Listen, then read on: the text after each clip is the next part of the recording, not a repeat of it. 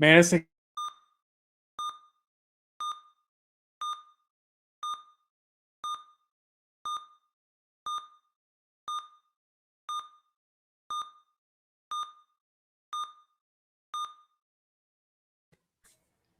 Hey everyone, welcome to Medicae's Orders. Trust us, we're doctors.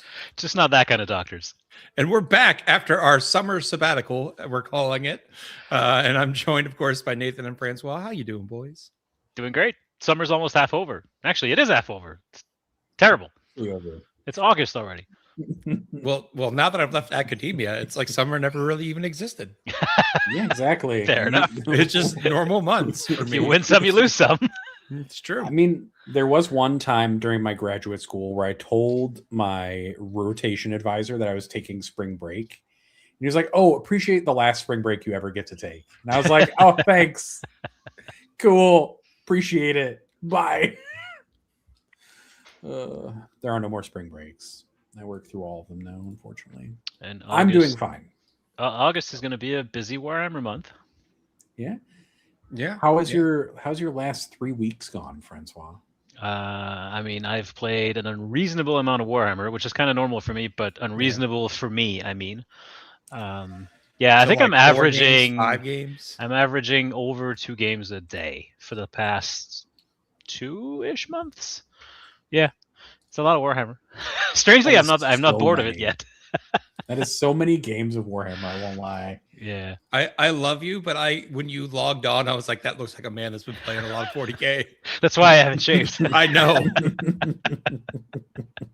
This is my summer look. I ain't got time to shave. I got dice to roll. Yeah. Bloods to Legion. I only played 1 game today. I'm doing this with you instead of playing one tonight. We're glad to give you a break. I wouldn't be surprised if Francois turns off to the side and is like doing a turn of a game, like on his computer. I'm too old for that kind of multitasking. You guys talk. I'm gonna roll some dice. Some of the young ones that go to WTC might be able to do that. I can't. I don't have that kind of brain power anymore. Fair.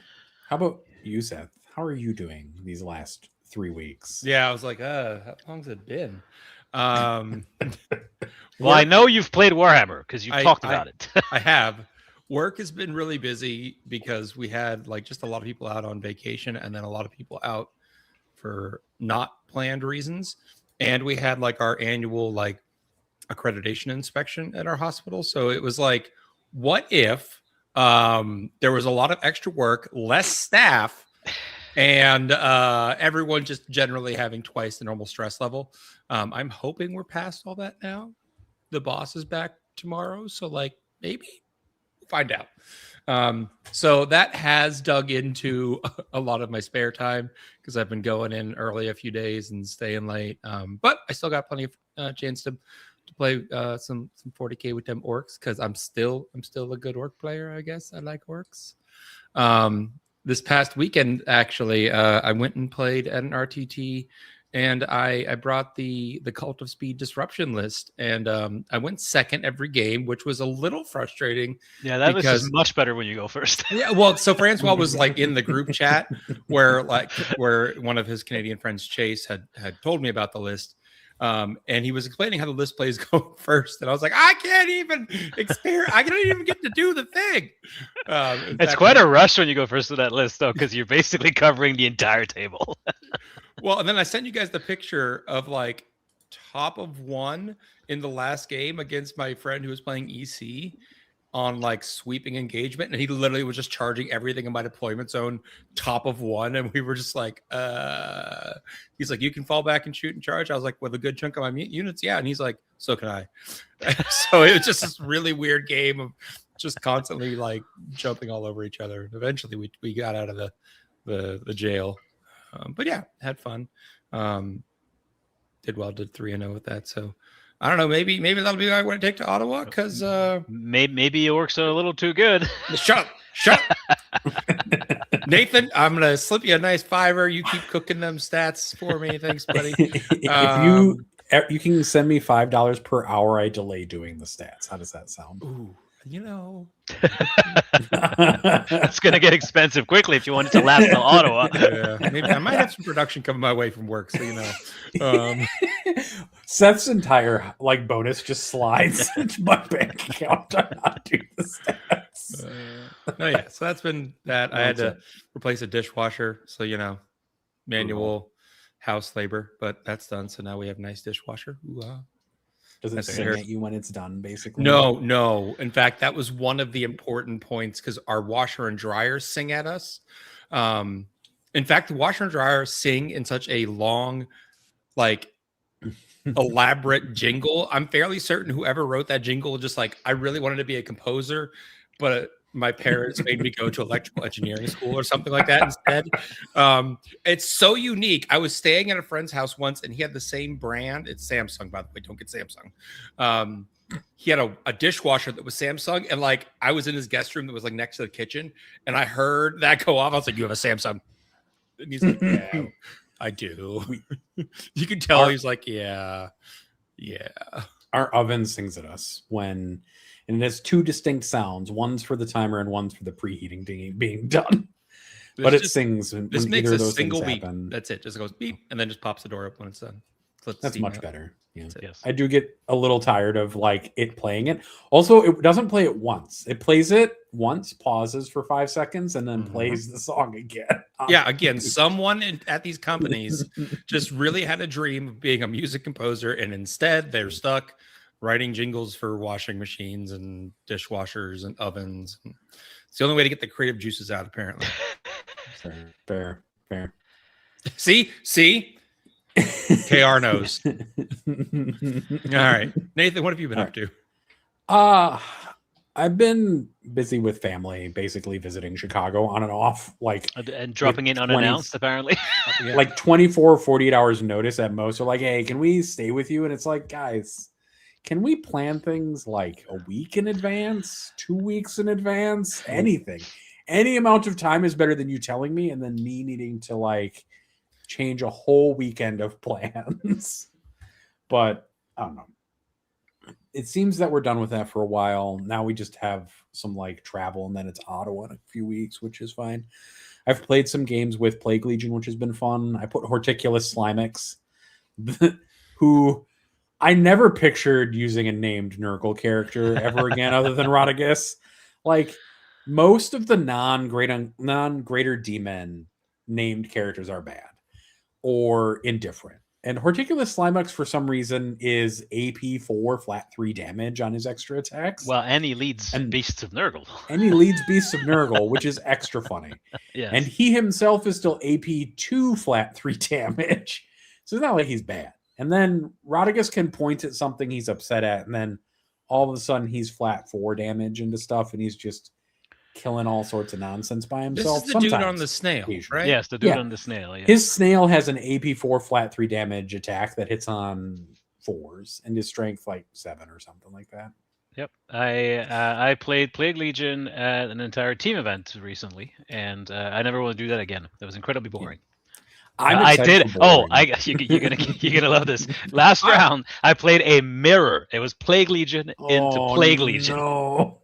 Nobody's dying. Somehow won that game 19-1.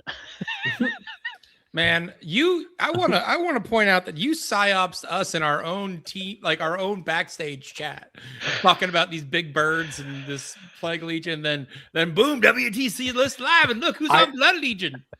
I kind of got it because there was one point where we were talking about the various list archetypes, and Francois was like, "Yeah, Blood Legion is great," and I was like, "It's what?" And then never talked about it again.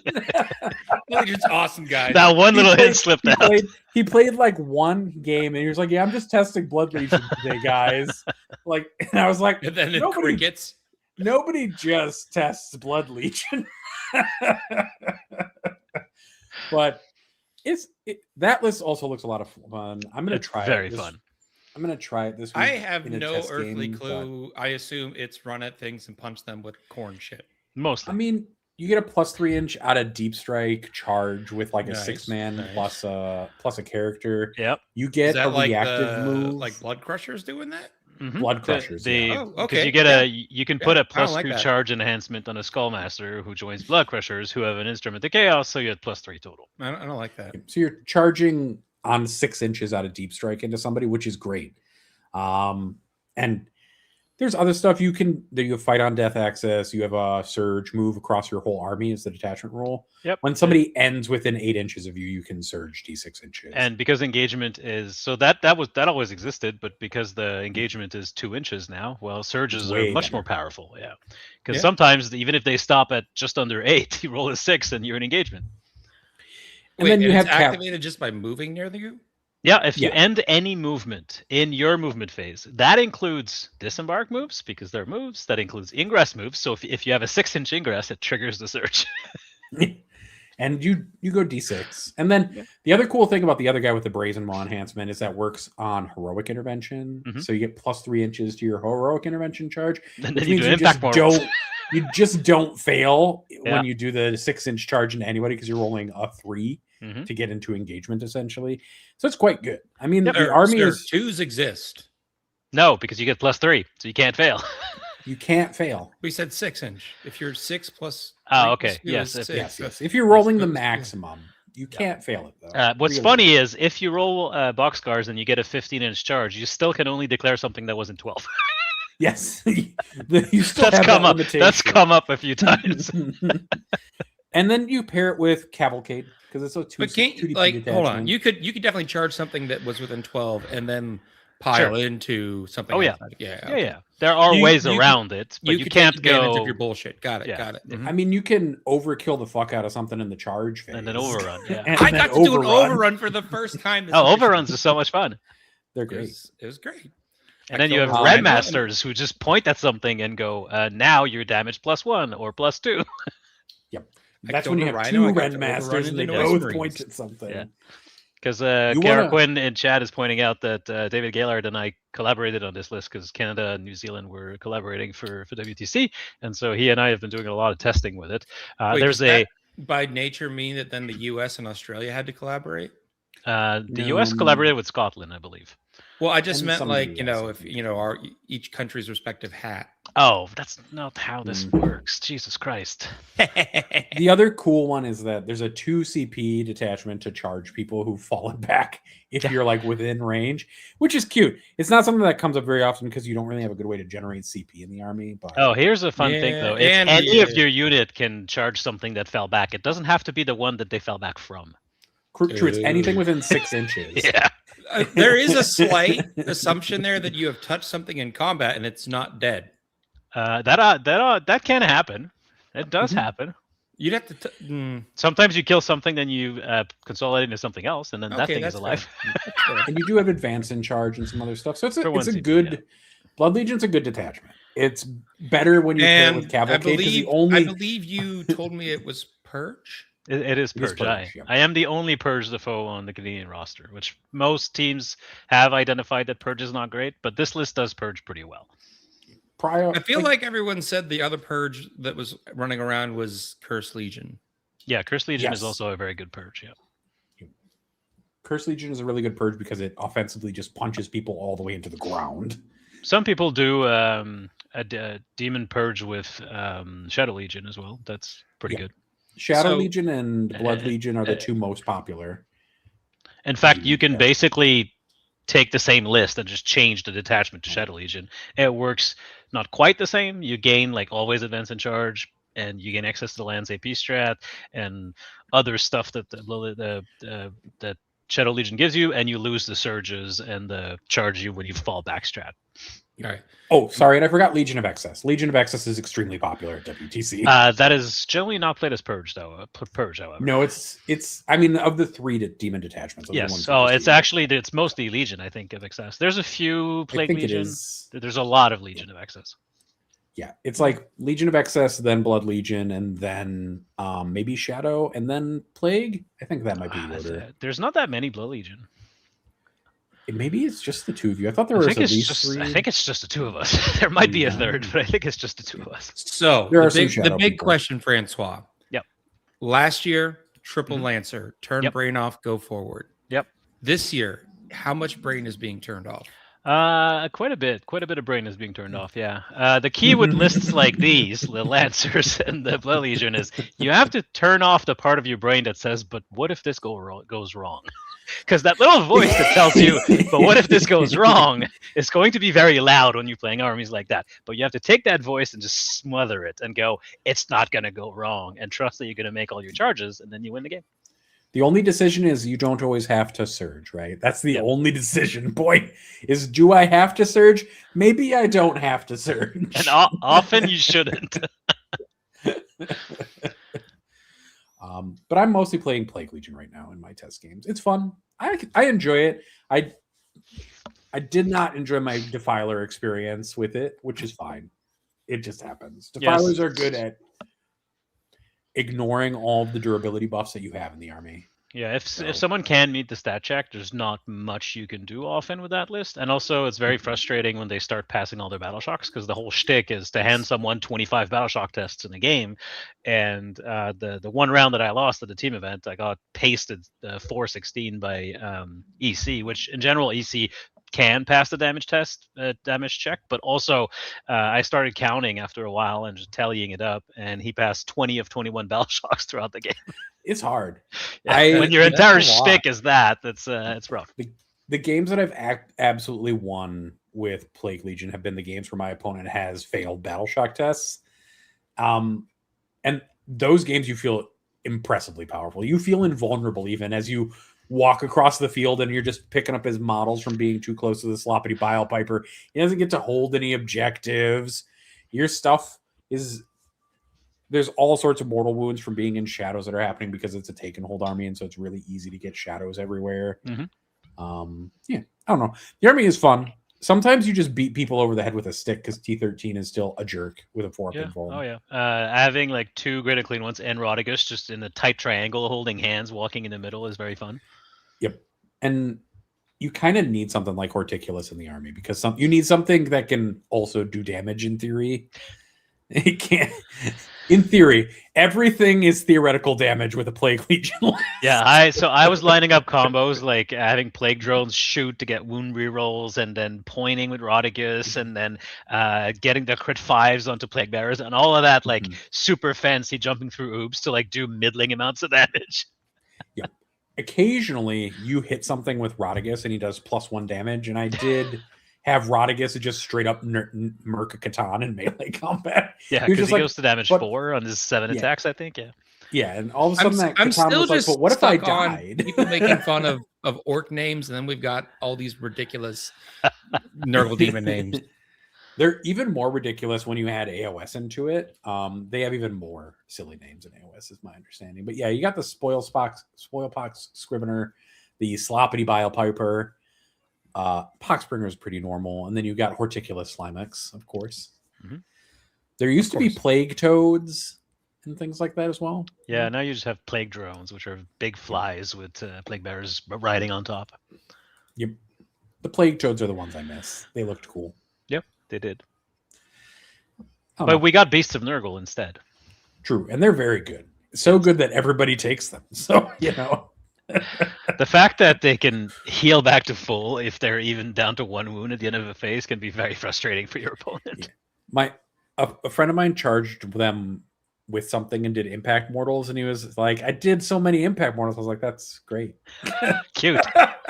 It's really adorable. You did 6 impact mortals to that guy. Be a terrible shame if he went back to full wounds. That would be. And randomly, sometimes they just do a lot of damage because they're damaged too with dev wounds. They only hit on force, but every once in a while you just spike a few 6s and you're like, look at that. And they do have a fairly good number of attacks. Like they're not 6 attacks, I think. Yeah, so they're not bad. They're just not good either at it. They're not doing it. I mean, there's 70 points for 7 wound of T9 that heals. Even if they did no damage ever, that would still be good. The Plague Legion experience has very much balanced out my Imperial Knights experience, where a single errant is like running at my opponent just straight at them and being like, I hope you kill this, because otherwise you're going to die. While 2 Destriers run like 23 inches around corners, basically, and are shooting people in the back. Yeah, Knights, I don't know. That army is so weird to me, because like they can be so good, but also sometimes it just dies. Yeah. You never have anything been funnier than watching a whole knight just get annihilated because it can't rotate to like bolters or to a breacher squad. For WTC, Knights is the first army that I tested, and I tested Knights quite a bit before we moved off them and decided not to take them in the roster, and I got onto Demons instead. And it was such a weird binary experience where sometimes you feel like a god, and then sometimes your shit just randomly dies and nothing happens. Yep. I mean, that is the true knight experience of having a 3-up save and a 5-up invuln only in ranged combat. Yeah, also when you have like 5 to 7 models, that's like losing, a model is a huge chunk of your army. Yeah. Versus like, losing a model out of your blood crusher unit. Yeah, but it's blood crushers sometimes also just evaporate, but generally they'll get to do their thing first because they can ingress and go or hug Bellicor and not get shot too bad. Yeah, that's the other thing that Plague Legion got is they have a Bellicor model. Sorry, that's it. You can annoy your opponent by being like, "What if you can't shoot me?" Yeah, that aura around the one good and clean one is pretty good. It's massive. Oh no, Knights have the problem of everything dies to small arms fire. Is the truth of it. Like on a Knight Castellan or something will just go away if a Breacher squad or 2 lines up on it. It just goes away. The whole thing goes away. You made the mistake of touching the objective. That's your bad. Yeah. Oh, damn. I made the mistake of trying to play 40k with my army. The worst experience. Or, somebody hits you with a melee unit and just watch that entire It's like playing against all of these Necron builds that have a million Locust Destroyers now. Then Locust Destroyers are really kind of the woodwork. And you're like, well, I guess I can't touch this objective now.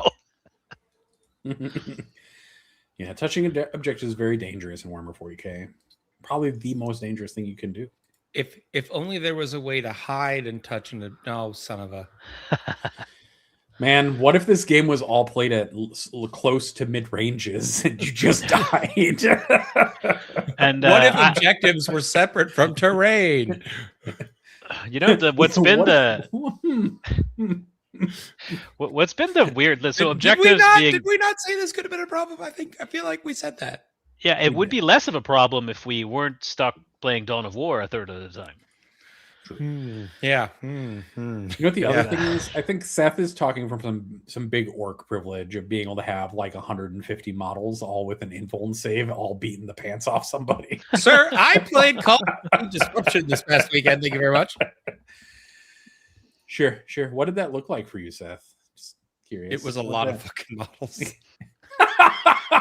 So those orc lists, some of them anyway. I don't know about yours, but a friend of mine was playing a list that on Search and Destroy cannot deploy. You have to reserve stuff because it does not fit. Yeah, I definitely there's only one game that I deployed everything, which was against the EC player because I was thinking if I put everything down, then maybe that incentivizes him to not bum rush me because he can't. He just then is going to be he'll hit the front rank and then just be standing in front of the rest of the army, and it didn't. He still bum rushed me. Yes, of course. But I struggled to get it all in the deployment zone, even on sweeping engagement. It was a lot. Yeah, but no, I was fortunate that I played 3 friends at that event. Because I would have felt bad playing just some random I didn't know. Hilariously, round 1, I played my buddy Trent. He was playing Drukhari for the first time this edition, and I'm playing Cult of Speed for the first time this edition. And we're both just we don't know what's going to happen. And the Drukhari are all going to die. Yeah, the Drukhari are going to die very quickly. My buddy Jordan Botan, and he was like, I'm playing against 2,700 points of orcs. I was like, no, it's 2,000. He's like, it's really 2,700. It feels that way. Probably anyway. True. It does feel that way very often. Yeah, and then I got EC at the end. And at least at the end, my friend was like, well, we are probably the most broken armies in 40K. Yeah, EC's pretty broken. There's, if I remember right, there's 47 players playing EC at War Masters. It's so funny to me as somebody who watches single stats, the whole thing of the reveal of 46 or whatever EC list it ended up being the most. Mm-hmm. And I was like, what? Yeah. Because my brain watching the stats is, oh, hey, look, it's a Ham. Hey, Ham. Ham says, I'm here tonight, guys. I got neutered. So I've been a little sleepy on my pain meds, but here I am. I mean, fair enough. I understand, Ham. You just sit there with your dad. It'll be okay.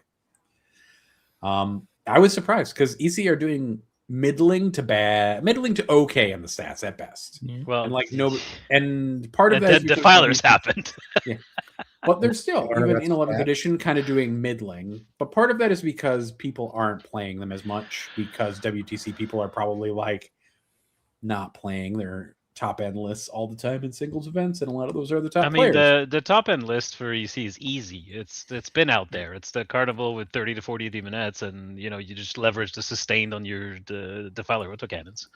Yeah, but people aren't doing it, or they're not doing it well. Those are the two it's possible, but I do think that it's if not the one of the best armies in the game right now. Actually, not the, because that's worse, but one of the best armies in the game. It's true. So if we have one S tier army, it is orcs, and then we probably have a few A tier armies. But orcs are clearly front and center in. How many events did they win this weekend? I don't know. Why don't I look it up? You want me to? I think it's only one. How many events were there this weekend? More than one. Thanks, Seth. There were 14 GT or higher events this week with 1,085 players. I have orcs with 2 event wins. Is that including the LSO like undefeated orc? Or it says Denver 40K Fight Club and Village Brawl. Both have event ranking maybe of 1. Maybe 2. Because I know there was like 5 or 6 undefeated at LSO. Emperor's Children coming out with 3 event wins in one weekend to like ruin all of my statistical like knowledge is very funny though. Yeah. If I wasn't in WTC Teams land, I would be playing EC at singles events myself. I mean, fair. It does look like. Can you run? Do you have the models to run that? Yeah. I'm curious. Francois has all models for all armies. That's not true. That is not true. But I do have a lot of models for a lot of armies. I don't believe it. I think he has all models for all. I will be able to lend Nathan whatever demon shenanigans he wants to run, but I can't lend you an entire orc army, Seth, because I don't have the good stuff right now. I have 100 boys and like a bunch of Meganovs and stuff. But so yeah, KR Quinn says that orcs also won LSO because they won. No, it's Junior won it with Votan. Was at least what it was yesterday at the end of the day. Unless they changed the results, I go look. I don't know. They haven't changed them according to the thing that I pulled, but the scrape for that happened this morning, and it does frequently get confused when people do tiebreakers. So, well, we can look. Anyway, we can all agree that orcs are too good, but you're saying the codex is coming very soon, so GW may not care and just leave them as is until the codex comes out. Who could possibly think that the orc codex might be good with an orc boys data sheet with more rules than a that data sheet is are we activating my goddamn it? Why haven't you released the orc codex yet, Rand? Fuck. I'm glad that they haven't, because that one data sheet makes me so nervous unless they've decided they want to put all the power from the orc book and other codexes into battle line unless units. Boys go up like 30% at least. Like what are they doing? It's very concerning. I am concerned. Orc is going to end up having to be an elite army. It's true. You're only going to get one orc squad and one war boss, and that's it. Don't do that to me, Nathan. I am look, but friend. Friend don't wish to be hurt. How many orc boys do you own, Seth? Is the real question. I think we did the math in chat, and I'm sitting somewhere around 400 right now. Okay, that's too many. That's so many more than you can field currently. That's three max screen tide lists. I think we talked about it. It's like I think I could field like half a team of just orc players myself. Yeah. So current placings right now has orcs at 3rd at LSO. So, I'm just going to point out they got beat out by Leagues of Votan and Dark Angels, and they lost at Salt City on stream to Dark Angels, run by our beloved Curry. So yeah, Dark Angels should also be nerfed. That's why all the WTC teams took them. Yes.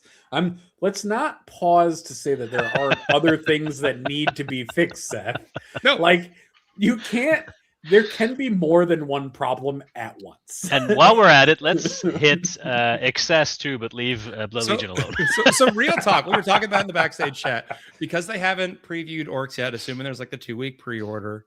Like that means in theory, they're probably not going to like as soon as the Orc Codex could release, if they previewed it on the 9th, which then makes pre-orders the 15th, is like the Orcs Codex doesn't come out until the 29th at the earliest. Which means we're all preparing for Ottawa, except Francois. He's just going to wing it because he's going to WTC. It's 2 weeks after WTC. I'm just going to copy a list from there probably and wing it. All the WTC prep, winging it. So importantly, that would mean that the event's a 3-day event. It would start before Orcs release, meaning okay, so we don't get the Orc Codex, but that would mean also assuming GW's lazy and only wants to do one app update in the month of August. They don't update the app until the Orc Codex releases. So we probably don't have we might have a balanced data slate, but no Orc Codex update. I don't know what'll happen. It's possible. They do what I think will happen is they could update the app, nerf everyone, but not nerf Orcs because they're releasing Orc Codex, but then you win the Ottawa Super Major. Because Ottawa keeps the old Orc Codex. If they do that before rules lock, I'm switching everything over to Orcs. I'm just gonna be like, I'll bum, lie, steal, and cheat to get an Orc army together from 3 or 4 people, whatever. Bro, you just have to ask me. I have it all. Well, you have Orcs. 2 gases? Yes. You have 2 gas calls? Yes. Do you have 2 Wazdakas? No, but resin happens, okay? Okay. Fair.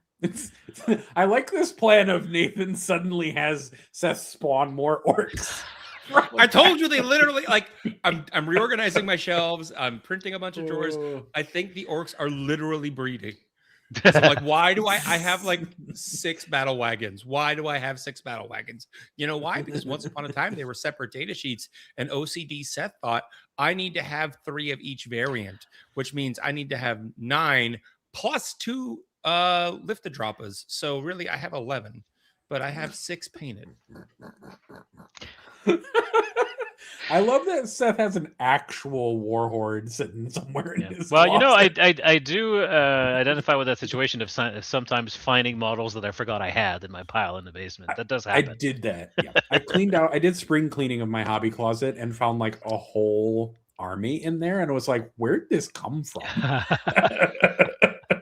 When did I get this? And then I sold it. But I did find most of an AdMech army or something in there, like 6 Iron Striders and a bunch of Skitari and stuff like that. And I was like, what the fuck? You found like 2 grand in your closet. All right. Yeah, I was going to say, that's a lot of money in Iron Striders. They were recast Iron Striders. Let's not get too excited. And those must be really annoying to assemble. Yes, and that's probably why they were in the closet. That is, yes, not wrong. Yeah.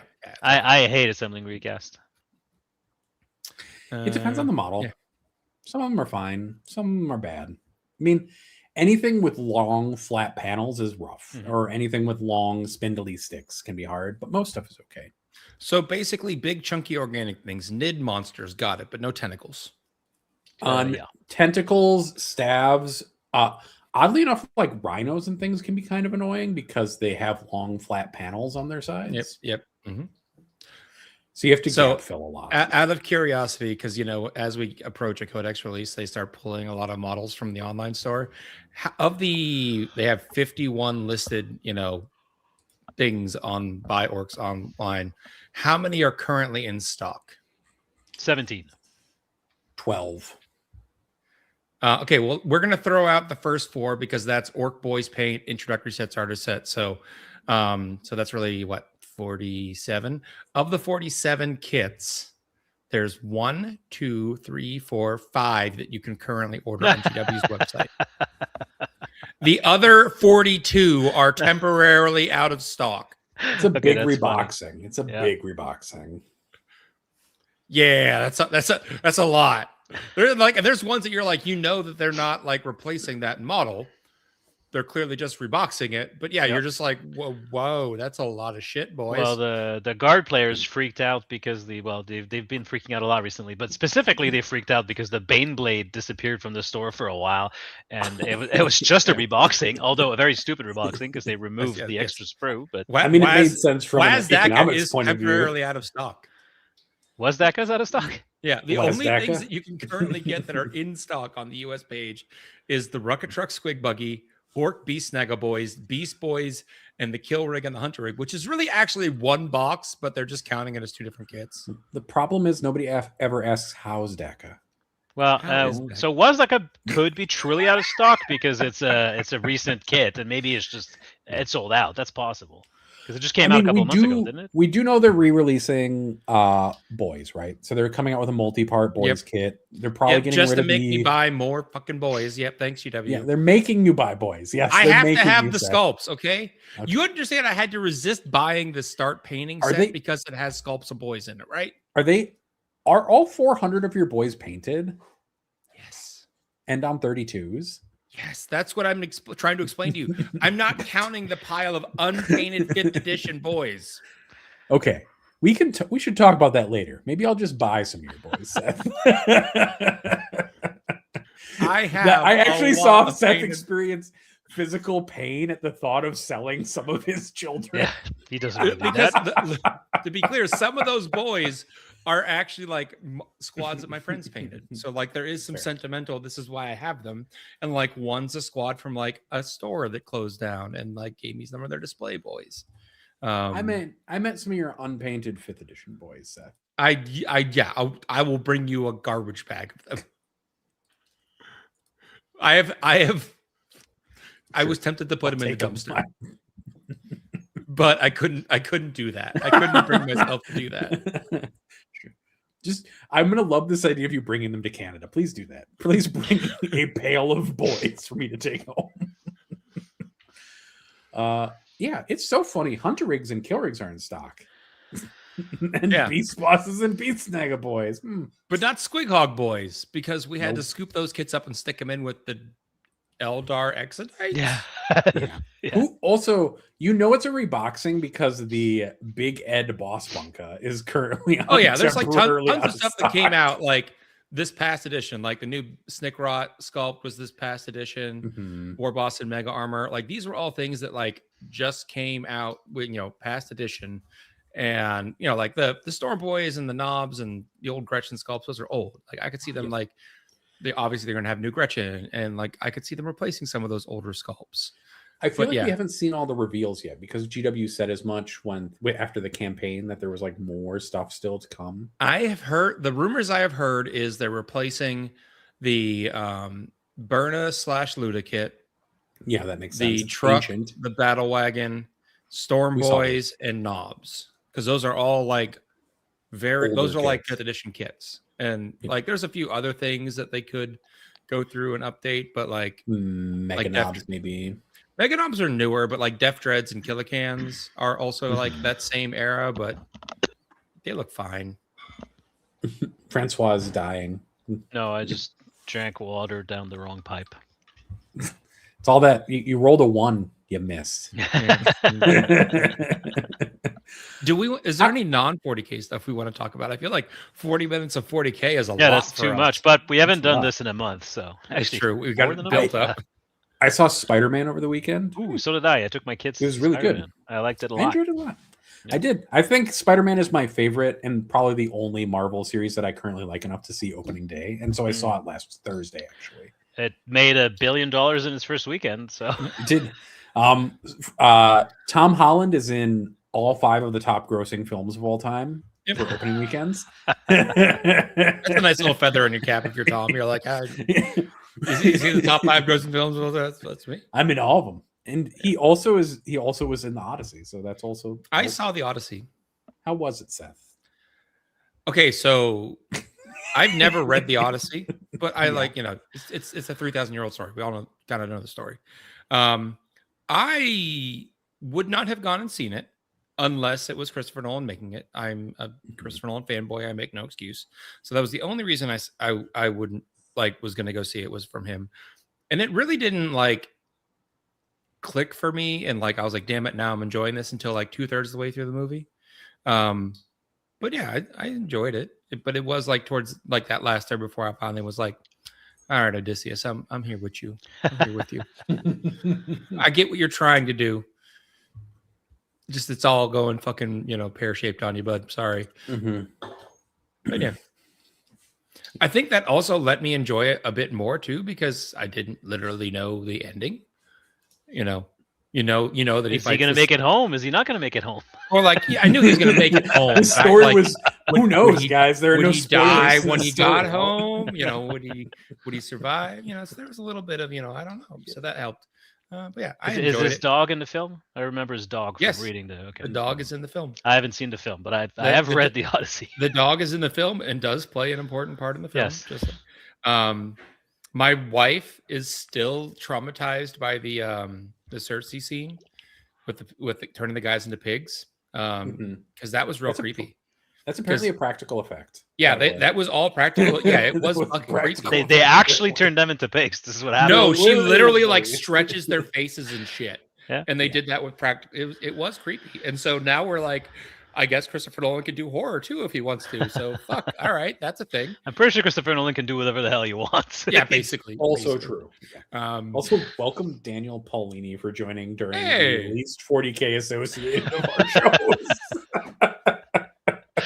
40 minutes is the most we've ever talked 40K ever. Yeah, so just don't get a false sense of expectation for future shows. This is actually old men review TV and movies and books. You're not wrong, actually. Yeah. No, but I did enjoy the what was the thing I was thinking of? I lost it.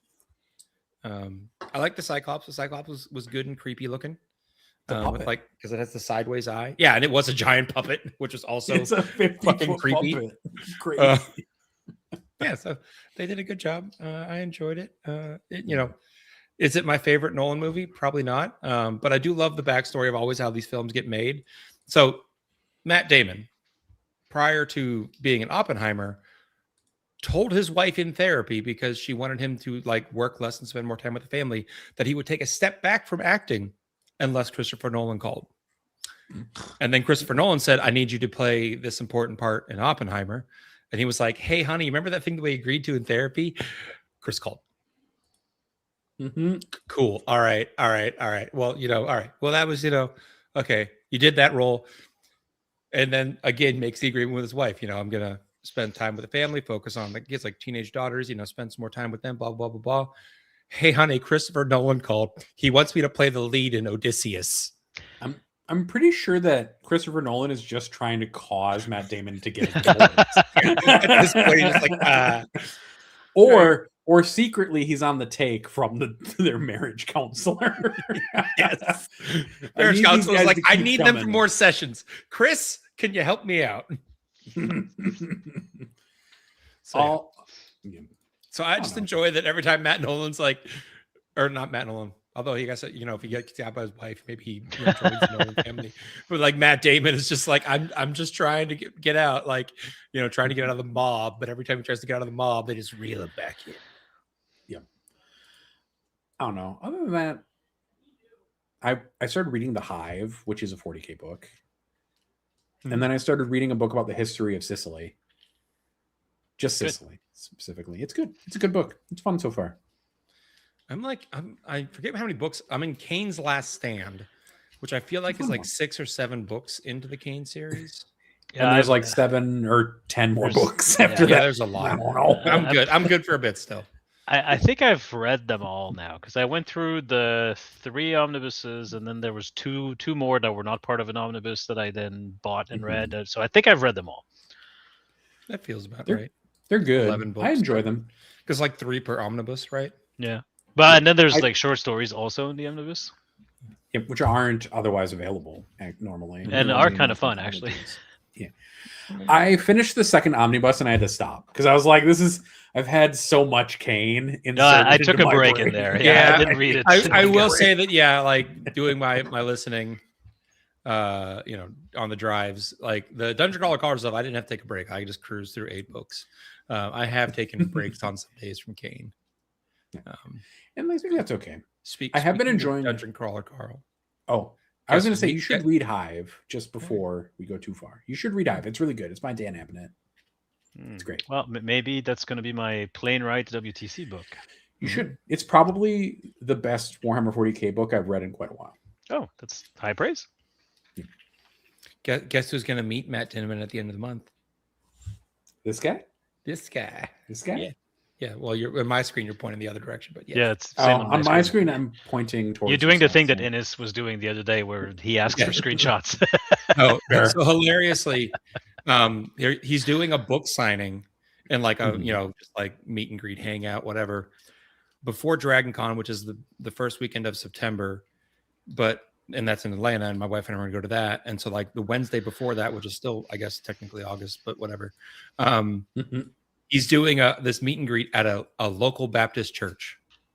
That feels weird. It does. They literally had to spontaneously combust. When they were selling the tickets, they literally put in the tickets, remember that we're guests of the church, everyone, so dress appropriately. Yeah. And behave yourselves. So we got tickets to that. And then like the tickets were like, I want to say the tickets were like $35 a piece. And then for like $5, like, and that included a signed book.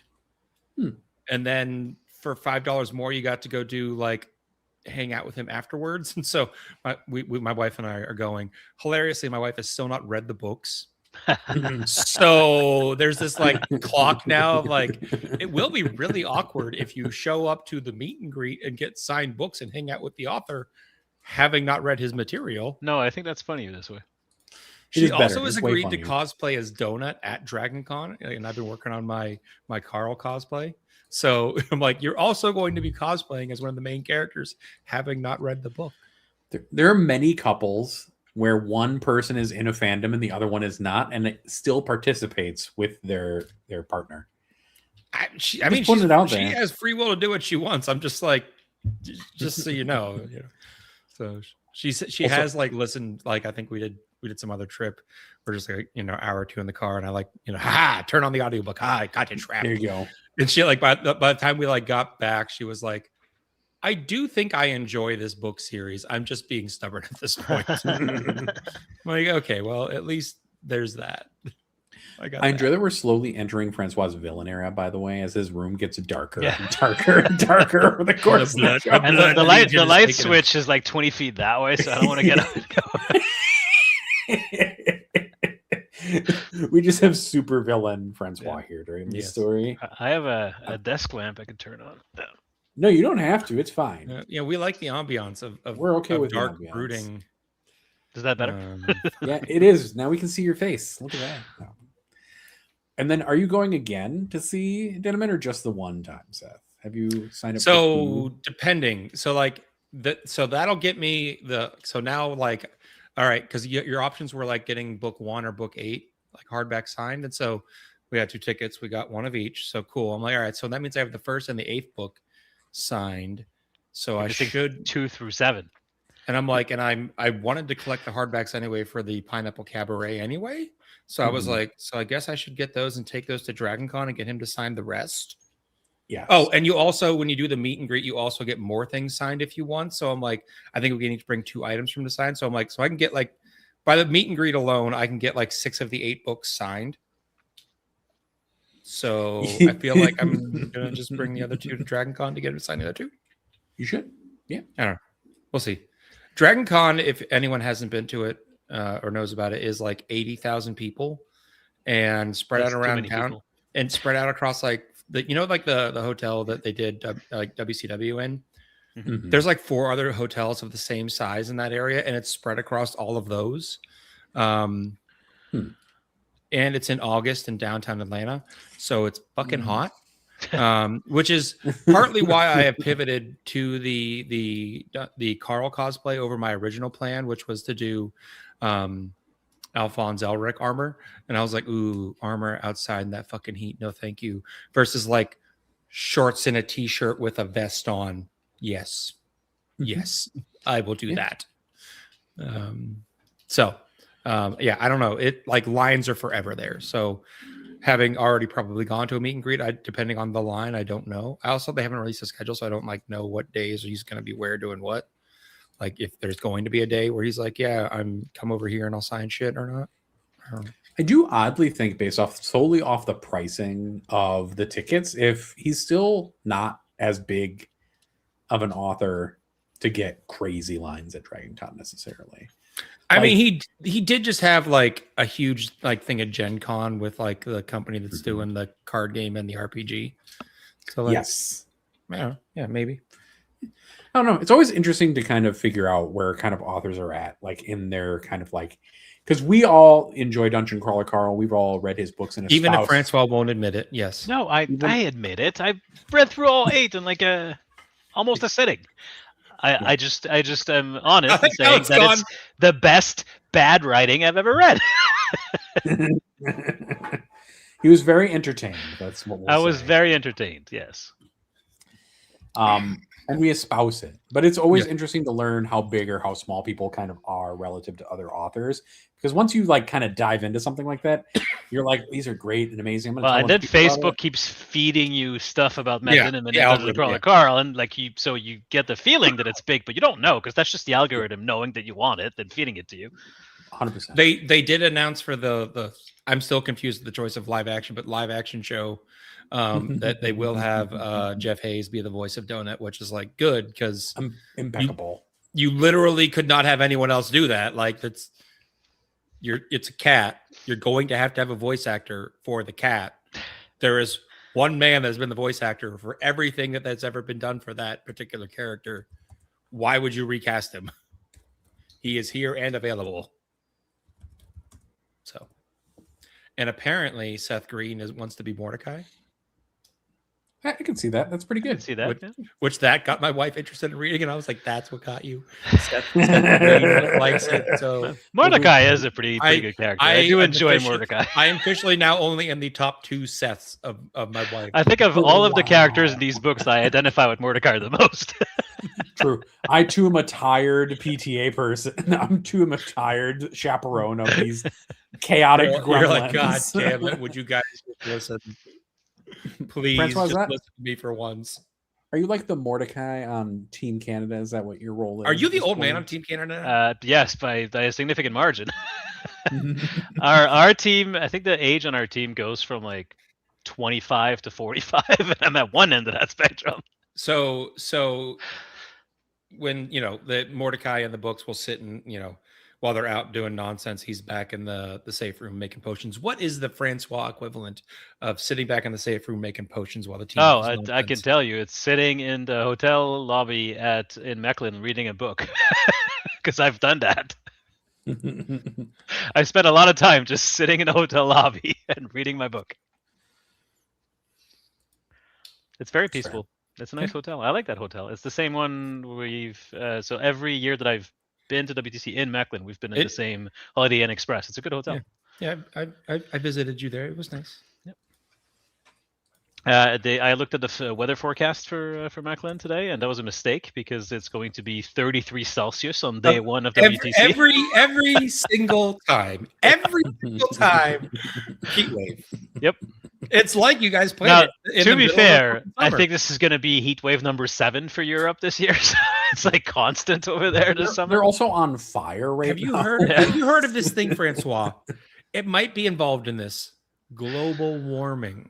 I believe we say climate change now. Thank you very much. We do say climate change now, Seth. Because otherwise you end up with Republican senators walking into the Senate with a ball of ice and saying that it's a hoax because the world can't be warming when there's snow on the ground in Washington. So that's a true story. Some Republican senator did that like 15 years ago. You see, it is still cold occasionally. Therefore, the global warming cannot be real, you see. Sorry. My bar for competent politicians is quickly lowering. It's in the fucking ground, to be honest. My bar for a politician being competent at this point is being younger than 70. Yeah, I just looked it up. That was Jim Inhofe of Oklahoma in 2015 who did that. I would yearn for the days of people fighting with snowballs in the Senate, because then they'd at least be doing something productive. Well, back during Reconstruction, they used to beat each other with canes. So I would take that. Have you heard of the caning of Charles Sumner, Seth? I would much rather we took Korea's model for their Senate, where they will just break out in brawls. That would artificially keep the Senate younger, because you couldn't be Mitch McConnell's age, because you'd get just Mitch is just hiding in a hospital. Yeah, for a month and a half. We've got 24 hours before the special election deadline for Kentucky. He's gonna mysteriously die. He's gonna have a terrible turn, and it'll be either unexpected. Have to resign or they'll announce his passing. Yes, whatever. Yeah, there's gonna be a very unexpected turn in his health and his care. He'll be okay. And meanwhile, in Alabama, our gubernatorial candidate accused Fauci of killing 9 million people. He did. Yeah. I heard the funniest part about watching people get upset in the conservative newsosphere about Fauci claiming the Fifth Amendment is like, he did it 100 times. Trump has done it like 460 times. They're like, well, that doesn't I also matter. enjoy the blaming of Fauci, because who was the president in 2020? I forget. Francois. Clearly it was Obama. It's always Obama's fault. So it must have been Barack Obama. So there was no one over top of Fauci that could have overruled him if he was doing something that the party didn't like, right? Not a single person. Okay, no. Got it. Yeah, nothing we can do, boys. Nope. I also love listening to people who clearly don't understand science talk about it, because it's just like, so the virus is clearly mean. It's like, but viruses don't think. They don't have feelings. You don't know if they have emotion. They're not even alive strictly. They're not living things by the strictest definition of living things. Ugh. All right, I think we've been political rant long enough. What else did we need to do? What should we talk about? I mean, it's been AOS season, so like, what are we gonna do? We could talk about the great ogre sculpts. They are great. AOS has some really good sculpts. I used to play AOS, but I had to stop when I got too serious about 40k, because I kept the two rule sets kept like merging in my brain, and you can't be good at both in my head. That's why every time someone's like, "You want to play another like miniatures game?" I'm like, my brain has room for one. Yeah, like one of those rule sets. I don't. Seth's house only has room for one army at the moment. It's I actually, as the shelves are getting reorganized, I am considering some trimming of other armies to make room for orcs. Yeah, I recently sold all of my painted Age of Sigmar armies. I was hanging on to them out of like emotional nostalgia, I guess, but I finally decided that they gotta go. There's not enough room in this house. I keep telling myself when I finish this shelf reorganization, suddenly I'll have space in my room. It's a lie. I know it's a lie. Yeah, but I believe in my heart of hearts that that'll happen. Well, when you see my basement in like 3.5 weeks, it'll make you feel better. Maybe. I'll let you peek into furnace room of shame. I mean, my it's the closet of shame right now for me. My closet is full of unpainted armies that I need to finish. It's a regular old pile of gray shame, but I'm chipping away at it. It's getting there. The nights are almost if you done. call it a pile of opportunity, it sounds better. Yeah, honestly, it is a pile of opportunity. Yeah. I've kind of focused a little bit better on it, so it is getting done. There's two 11th edition starter boxes behind me on the floor right there. There's one next to my hobby desk. I haven't assembled anything from it because I've been waiting to trade all of the Space Marines to somebody. I have new army transport systems. You know? Yes, they're quite good boxes. The army boxes are great. I have a Harlequin army inside of the Leviathan box. It makes sense. I travel to most events with just half an Indominus box or half a whatever starter set box. My favorite like travel box that I've seen. Has anyone ever seen the Walter Langendorf, the Necron player who played for USA for a bit? He always travels with his army, and it's always Necrons, important, in a StarCraft the board game box. Not the new miniature game they've released, like old ass board game. A friend of mine for a while was playing 5 Catan Necrons, and he would carry them in a Settlers of Catan box, but he had replaced the top picture with a Photoshop of like little Necron faces in there.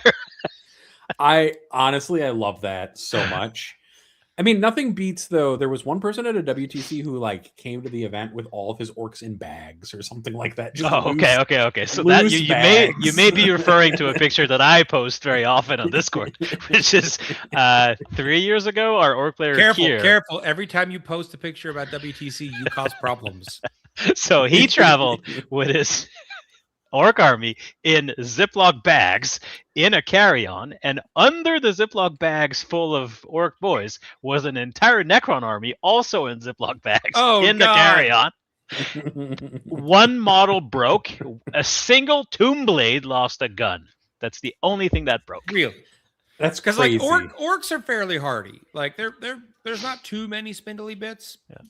The Necrons are question. Necrons are spindly as shit. If that was an Elder army, you would have gotten the army there in pieces. Like you just every single elf would have. You would have been better off just bringing sprues and building the army when you got there. I maintain this is how I travel whenever I fly with an army: is I just use a regular carry-on, and then I layer my clothes and my model in the carry-on, and I pack my models in my clothes, and I carry them like that. No purpose, no spending money on the special case, no magnets, no nothing. Just in the clothes, in the carry-on. I do think that's a perfectly reasonable approach. I bought a Magna rack because I'm paranoid as shit. I don't know what the fuck I'm doing. I'm pretty sure my models packed in clothes are more secure than in a Magna rack. I mean, I pack clothes around the models in the Magna rack because I'm like a little crazy about it. Just a little. Well, this Blood Legion army, let me tell you, there's a lot of spindly bits on there, and lots of like swords poking out on the blood thrones and like horns and stuff. So and also the footprint of the army is shockingly large, but we're gonna layer it in clothes in a carry-on. That's how we're traveling to WTC. It's because the Ren Masters and the chariots in particular are humongous. And then there's like bloodletters and doing this in the back, like the arms extended with their swords. What if my arms were both up? How do you swing a sword from the back of a chariot, sir? Fair. That's true. Reasonable. I mean, I don't know. I always laugh about the skull cannon as well because it's also humongous. Also, both those models are spindly. They've got weird connection points and stuff like that. I'm always surprised when any army that's like that. Drukhari are also like that. They're pokey. And so are Harlequins, where they are just randomly like, what if my tiny little delicate limbs were sticking out of the top with like the tiniest contact point possible? Yeah. And it's exactly why I didn't put riders on my Raiders or my Star Weavers after a while. I'm like, they're just going to break off. Like at some point in transit, they're going to break, and I'm never putting them back on. But then a bunch of people were like, well, Nathan, they're part of the whole silhouette of the model. I'm like, no, they're not. They're breaking his models to model by in fact, the gunner is not optional, but the guys that hang on to the side are, so you don't have to have them on. Yes. Even WTC will tell you don't have to have them on. The gunner you have to have on. No. WTC also doesn't even make rulings more about silhouette. so no, it doesn't change the silhouette, but it's not an optional piece in the instruction.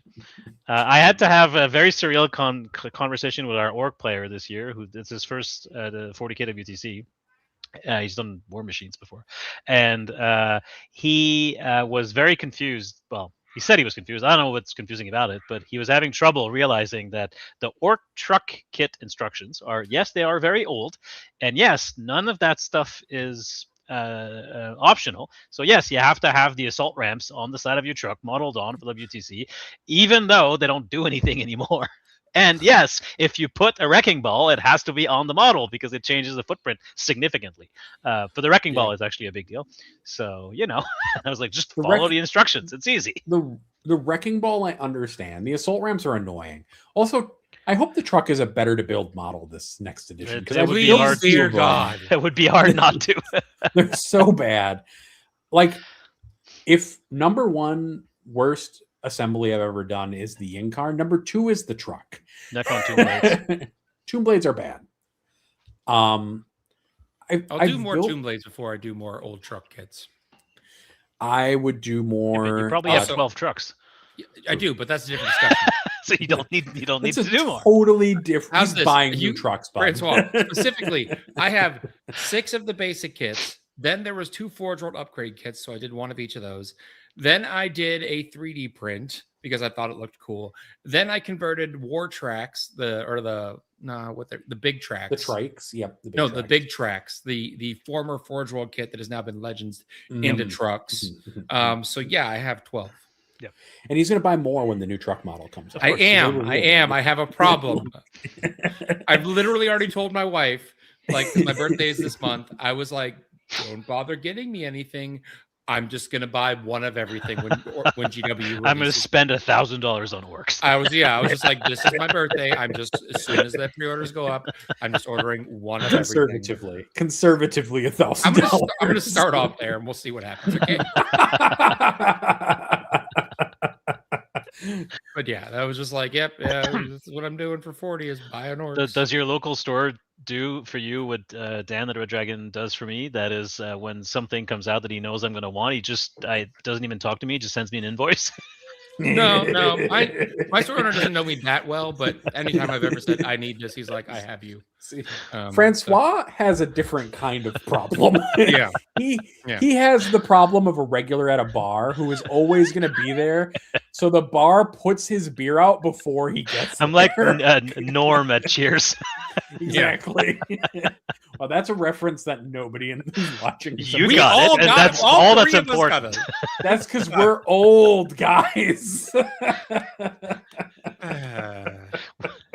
Everyone knows Cheers. Where everybody knows your name. There, you happy? You beat me to it by half a second. Good job. And are happy that you came. Yeah. Whatever. Fine. Oh God. If that music probably wouldn't get us copyright struck immediately, I'd put that at the end of this episode. Oh, and they're always glad you came. That's what it is. Kara Quinn, we watched The Mummy with some friends this weekend, and we met these people through D&D. The Brendan Fraser one, or the Brendan Fraser one. I was gonna say the Tom Cruise one. I'm concerned about you. So we met all these friends through D&D. They're more my wife's age. She's younger than I am. But one of them is 23 and was like, I wasn't even alive when this movie came out. And I was like, okay, fair. You're like, shut the hell up. Listen, one of my Team Canada teammates wasn't born when 9/11 happened. I'm pretty sure. Yeah. Like, Innes telling me he's turning 30 this year hurt me deeply, deeply in my soul. Nah, getting old rocks. The older I get, the better my life gets. I can't say that that's true. I have more money. My kids can keep themselves alive. It's great. That part is good. The keeping your kids being able to watch themselves is the best. It's a pretty big deal. You can still pay them little to no money to build models. It's great. No, my son won't do that anymore. He refuses now. Oh, I have to assemble my own models like a plebe. I thought you could pay him. Does he not need money? He apparently he's not been desperate enough for money to assemble models since he got his Switch 2 when he was working towards that, and then he got the Switch 2 and then he stopped. It's because he has too much time on the Switch 2. I understand. Yeah, he's getting really good so that he can be a pro gamer on the pro gaming circuit for life. He was playing. So did you play the 80s video game? 80s and 80s too? Where you'd like have to try and escape. And so I bought that game. I enjoyed it, but it's a little too difficult for my old man reflexes. And then I suggested it to him, and I don't know, an evening, he was like, "Dad, I beat where you were. I got the achievement that you didn't get." No clearer supplanting has ever happened. My wife has 100%ed both games at this point. So yeah, they're good games. It's quite a vibe.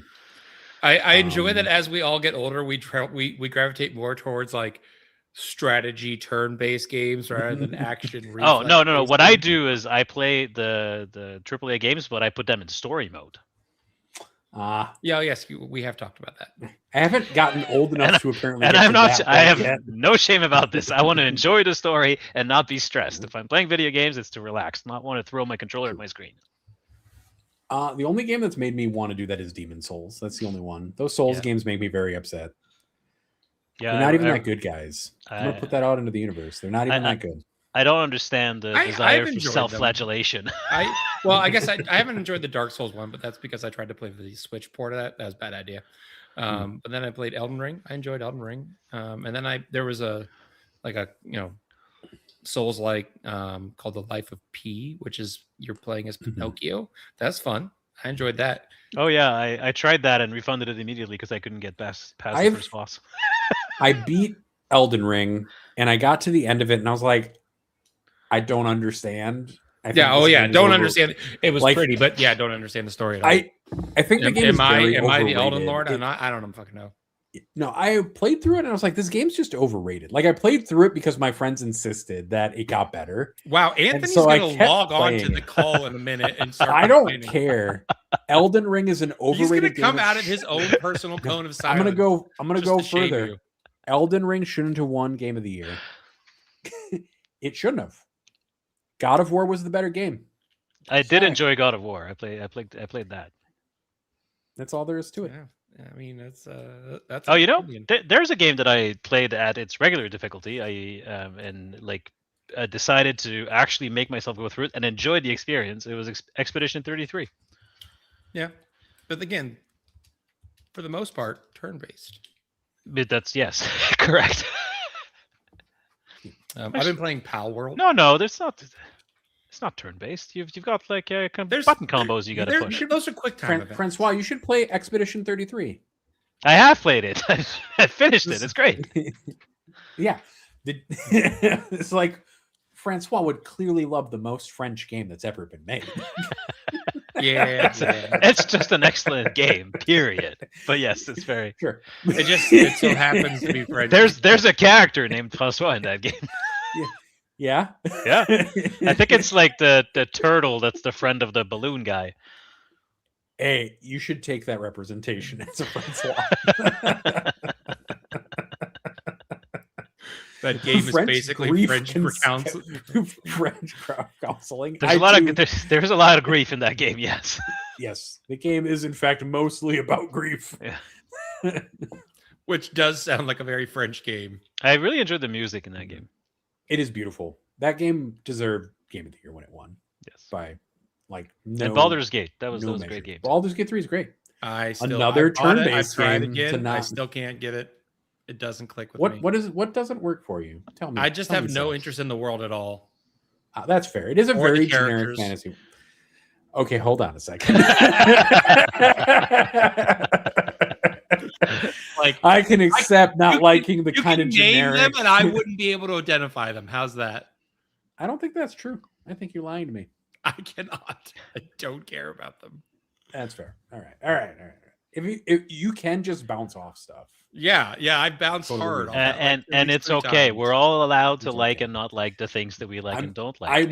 I'm putting all of that upset energy deep inside of me where it'll be great. It'll be great to just push it down.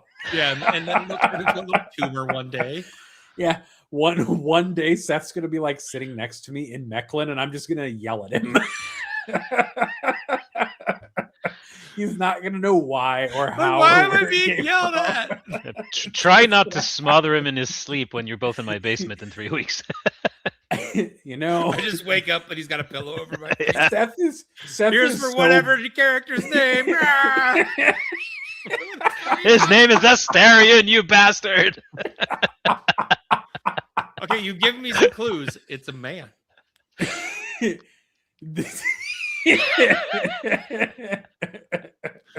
Is it the wizardy dude that you find like half stuck in a portal?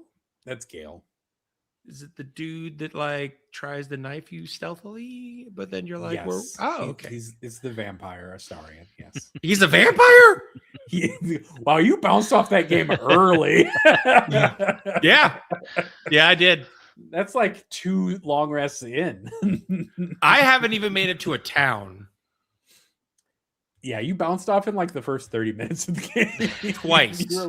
You were like, this. The first time I didn't make it out of the ship crashing. The second time I made it out of the ship crashing into the surrounding area, and then was like, whatever. But Seth, are you excited for the new Total War Warhammer and the Dawn of War 4 Warhammer game, both that feature orcs? Oh yeah, hell yeah. I will say I'm probably more excited for Dawn of War, assuming it goes back to the kind of like the original build a base or RTS, not the like squad based stuff they did for like Dawn of War 2 and 3. I think there's a couple battle report videos on YouTube you should watch. I think you would enjoy it. Yeah. Then yes, I'm in for both. I'll probably be in more for Dawn of War 4. One of these episodes, we should just play Dawn of War 4 against each other. We'll make Francois play. We'll play with Francois under the old 10-minute no rush rules, so that Francois doesn't have to worry about his old man. You get to play against my son. I feel like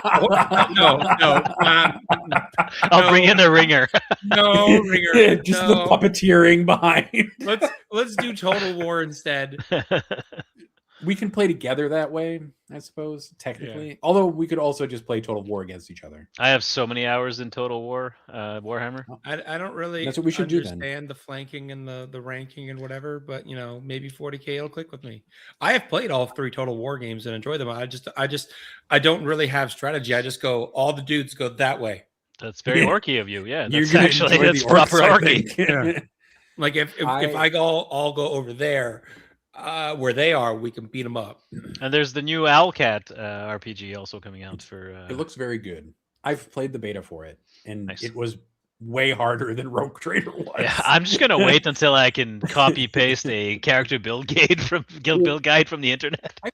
I've beaten Rogue Trader, right? Yes. And I used to build because it's the easiest way to do it, but I felt fairly well informed when I went into Dark Heresy's beta, and they've changed some of the mechanics around for combat and stuff like that, and they've made morale a lot more important.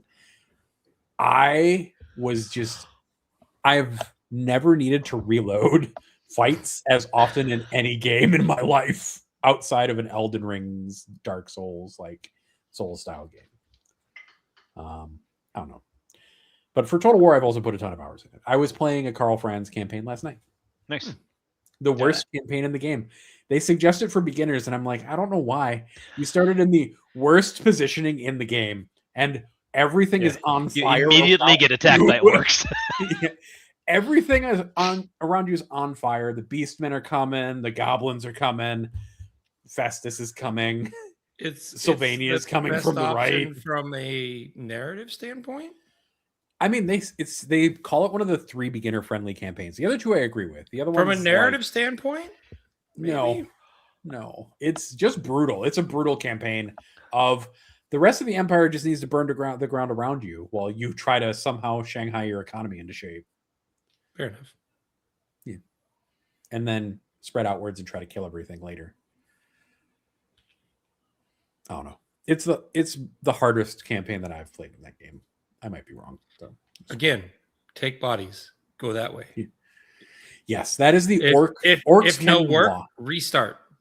You've played Total War, right? Warhammer 3? Yeah, I played all of them, I said. Okay. But that has been my strategy. Just making sure that is take army, go that way. If this doesn't work out, restart. Yeah, I understand. You do play orc armies just in that game, don't you? Because you just I played all the other armies. Yeah. But I just do that. Yeah. Fair. I love it. Yeah, it looks like I have like 700 hours total across the 3 Total Wars. Now we're gonna look. All right. All right. I'm sure you have more. My most played game on Steam is cheating though. It's TTS. Mine is also TTS. I have 29 hours in the first one. That's not a lot. 136 in the second one, and 109 in the third one. I have 400 in the third one. Nice. How do we sort by like time played? Is that a thing? Yeah. Yeah, there's a way to do it. They have a ton of library filters, so I wouldn't be surprised. You can definitely sort by most played.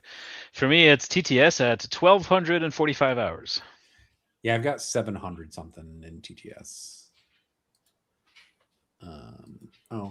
Doesn't tell me what my Total War 2. Oh, because it's not installed right. Oh, there it is. You guys I had are put 160 hours into Total Warhammer 2. I missed the first Total Warhammer game, and so I only have 3 hours in it.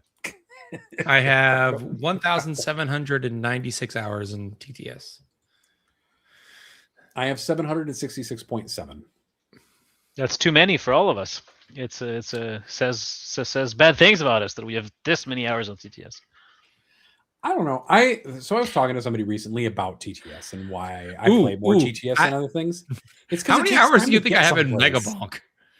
A lot. Oh, I don't want to know. 2,000 hours. No. Only like 478. Oh, that's not nearly as many as I thought it was going to be. Yeah. I've played Battle Sexter for 62 hours. Apparently, it's pretty good. It's a good game. Yeah. Now I'm just clicking through to see. This is riveting content, guys. It is sad. It is definitely the most riveting content we've produced today. Hey, yes, it probably is. Do you have a history fact for us today, Francois? I feel like I gave you a history fact. Oh yeah, the guy in the Senate with the snowball. Oh, that is true. That was a good history fact. I can tell you where the myth of the Cyclops came from. It's from elephant skulls that the Greeks found in some Mediterranean islands or African. Wait, you're telling me Cyclopses aren't real? I'm telling you that if you look at a dwarf elephant skull, it looks like an elephant skull looks there you go, because the hole in the middle. Seth, do you know what an elephant skull looks like? Yeah, but it's not a bird. It's true, but are you allowed to know things about non-birds? I know about many different species, Francois. Believe it or not, I work on lots of different species. Really? Not just birds. Yes. Name one species you work on, Seth. Dogs and cats a lot lately. You would, yeah. Hey, I saw a muskrat this week. Gone, and it's been me being like, "Please stay alive, please stay alive." Yeah, it does actually seem what it sounds like when you're messaging us randomly, and you're like, "I'm living on triple my ADHD medication and caffeine." Yeah, and thank God for quick reference guides to be like, "All right, I think I remember how to do this. Let's go." You can learn how to do anything on YouTube. That's how I did learn how to hook up a dishwasher by watching a YouTube video. Doing surgery on a cat is the same, right? I have not done surgical reviews on YouTube, but I did when installing my dishwasher. There was like a slight leak in one of the supply lines that I had fixed, but it like filled up a little tray that set off a sensor, and nothing about the instruction sheet told me check that little tray to empty it out and make your dishwasher work. But I bet YouTube told you right away. YouTube video told me take this panel off, look here, see if that little tray is full. Sure enough, it was. Sure enough, emptied it. Sure enough, the damn thing fixed. Yep. I will say there's a lot of lab technique stuff that's very useful. There are also animal research technique videos that are quite useful on YouTube. I learned how to do facial bleeds from mice to collect blood on YouTube. Oh. Look, Seth, sometimes you're the only person handling the animals and the vets are not available for a month to show you how to do something. No, that's fine. I mean, just maybe next time ask a friend that has this was not at a point in our lives where we were friends, Seth. Okay, well, in the future, know that I am available. We were not close enough for me to ask you this question at that point. We did know each other, though, I'm pretty sure. Look, I've advised a lot of researchers that I don't know personally. I'm just saying. Yep. I mean, yeah, all the other animal techniques I was taught how to do. I didn't learn like anesthesia for animals from a YouTube video. So a vet and a tech taught me how to do that. It's very cute putting the little cone on their faces. It's not a cone. It's like a little bit, yeah, a little mask. Yeah. Carquin, not a torturer of mice. It's called scientific research. Potato. In fact, he has a whole governing body over top of him, making sure that he doesn't torture animals. Correct. I know a lot about that body, unfortunately. Several. Because you tortured too many animals? No, because everything you do ever with an animal at a university has to go through approval by that committee. And sometimes they're reasonable, and sometimes they ask some very special questions, we'll call it. And sometimes, because IACUC committees are made up of both expert and non-expert members from the community. So sometimes you have to explain things in a very specific way. Mm-hmm. Yep. And many times I've had to explain some what seemed to me very straightforward things, like how will the eagle stay warm in Colorado with its feathers, like the eagles in Colorado have? Yeah, feathers important. Maybe eagles have feathers. I did actually have to be like, no, let's not say that. Let's not say that our eagles have the same number of feathers as native eagles to Colorado. That's probably not going to make them happy. they will ask you. They'll be like, how many feathers does the eagle have? And then you have to do it again because you have to send that revision with a citation. Yeah, I got real good at writing IACUC protocols before I left. I could get them passed pretty damn quick. IACUC protocols are the worst. That's all I'm going to put out there. They're the worst. They're the worst. They are a necessary evil. Yes, but they are never fun. They are never. And my favorite thing about them is like, if you're like, okay, we're renewing a protocol. This protocol has already been approved. We have changed nothing. There is no changes. We're doing the same things. Let's send it back. And then it comes back with new revisions. And you're like, how? I have sent a protocol where they're like, here's some revisions to do. I'll do the revisions. I'll send it back. But like, here are more revisions. I'm like, guys, I can't. We got one shot at this, boys. Just tell me all the revisions at once. I did once ask them to do that, and they're like, no, I don't think we will. And I was like, this is okay. That is the most IACUC response I have ever heard. I was like, I did complain to somebody at that point. I was like, this can't be the thing we do. This is delaying research starting by like 6 months. Please stop. Yeah. It did not make it faster. My complaint did, in fact, not get listened to by anyone. Nope. They're like, do you want to put some revisions on your complaint? You're like, fuck me, thanks. Quinn, some of them, they're all people who are familiar with IACUC regulations, typically. But they're not necessarily like in your field. Yeah, they're not necessarily scientists either. Yeah.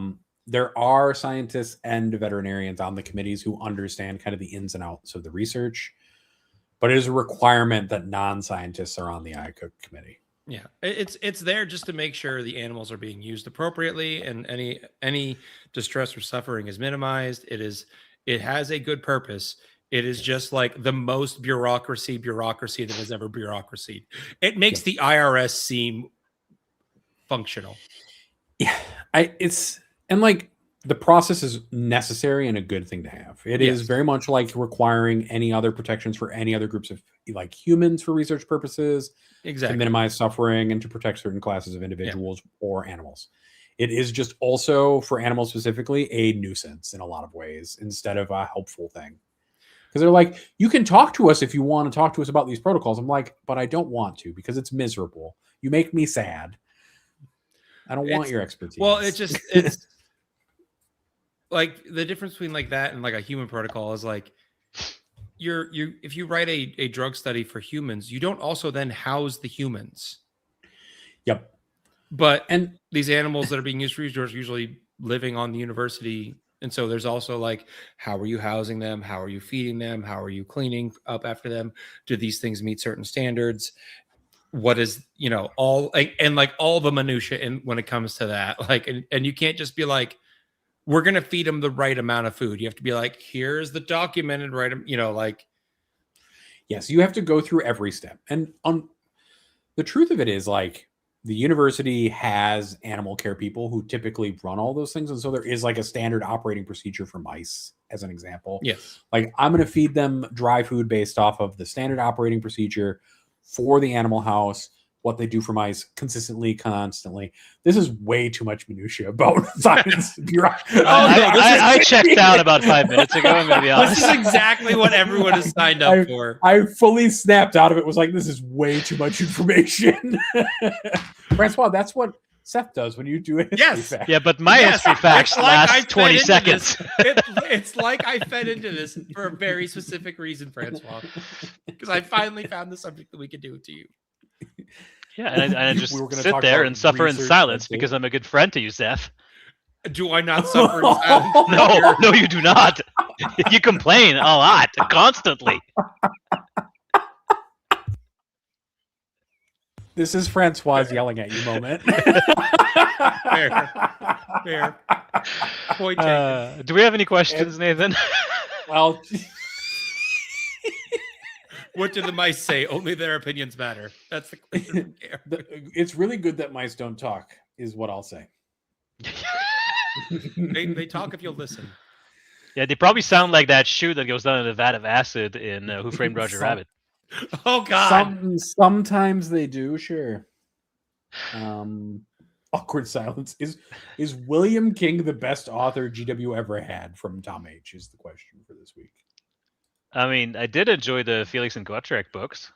He wrote I did those. Too. Yeah. The Space Wolf books, he wrote those as well. He wrote some of those for the time. So the answer is no, but I did No. enjoy those books.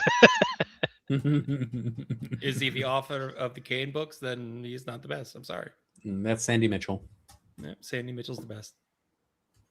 I think Dan Abnett's the best author. No, at Dan Blackletter. Abnett. Dembski Bowden's pretty good too. No, Sandy. I'm not going to concede. So Aaron Dempsey is we're a in good agreement that it's not William King. Though I did Yes. enjoy. I We did all- enjoy William the King. Felix and Gottschalk books. In fact, they're behind me somewhere on the shelf. I think down there. There we go. Those are the Felix and Gottschalk books, or some of them. I recently reread the first Felix and Gottschalk book and enjoyed it. Yeah. I would read more of them. Maybe I should. It's fun. They're fun books. There are a few books that are more the main character is invincible than the Felix and Gottschalk books. Have you read a Kane book? To be fair, at least Caiaphas always seems like he's in deadly danger. Like, if he missteps, he will die. Gotrek never seems like he's gonna die, guys. That's his curse. That's the You- whole thing. you He do- can't you do- die. You do remember the whole thing of the Caiaphas Kane books are him writing his memoirs after the fact. So True. he can't be dead. Well, he is dead, though. He's canonically dead. But the story Yes, he's I telling. understand what you mean. Yes, I'm just giving you a hard time now. You know what? You're doing this because of Francois, aren't you? No, I'm doing this because I enjoy being difficult.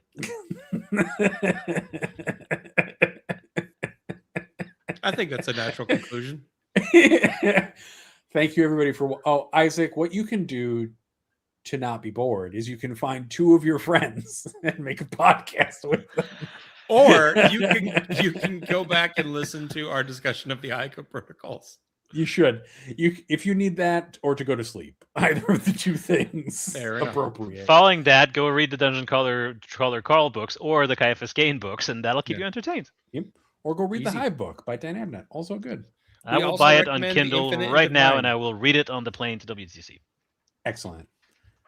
All right. Hey, you Thank should you, everybody, read for- Kaiju Battlefield Surgeon. Do not do that. In fact, please do not.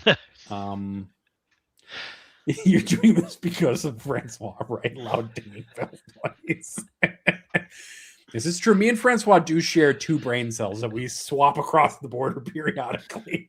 No, you guys have more than two brain cells, but you do have a very aligned thought process and cultural enjoyment, we'll call it. And you like randomly just like vibe on the same thing without talking about it. The week where we both randomly, without talking to each other, were rewatching ER at the same time was pretty freaky. Exactly. My point. Are you watching Over Star here, Trek: like, The Next Generation? Another conversation that Not currently, no. So I started rewatching them on the second season, which is when it starts to get better. it starts to get good when Riker grows a beard. Which is in the second season. Yep.